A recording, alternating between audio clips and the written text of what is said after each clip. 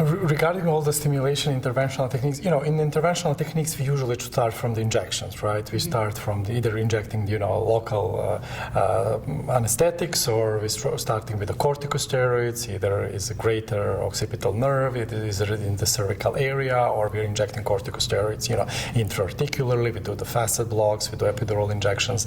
These are the things that we start first.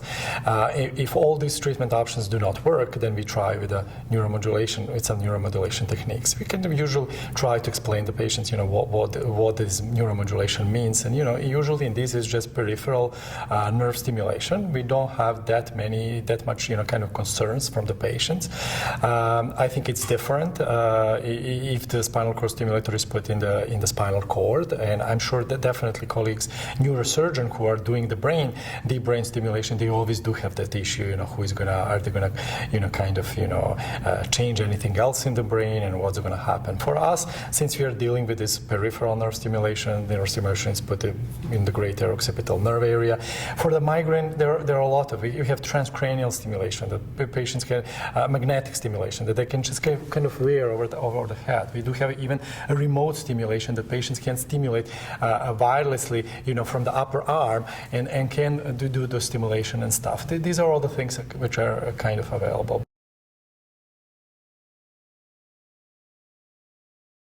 We still lack, good randomized control trials with a long time follow-up. This is one thing, and a very big issue that we do have is in how do we define the placebo group, and especially in these injection techniques, because usually people in these studies are using the saline and injecting saline instead of local anesthetic, and then we don't.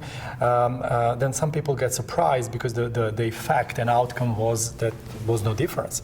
But actually, when we think about pathophysiology and stuff, actually by injecting the saline around the nerve, around the area where we do have all those inflammatory mediators, we're actually washing them out and helping them achieve the pain relief. That means really, I don't believe that saline is the good source. Of course, we cannot use the saline, we cannot justify to insurance company that we have to inject saline to get patients back. Right? Nobody's going to pay for those type of procedures. But I think definitely it's not good way to, and it's not good source to use as a control.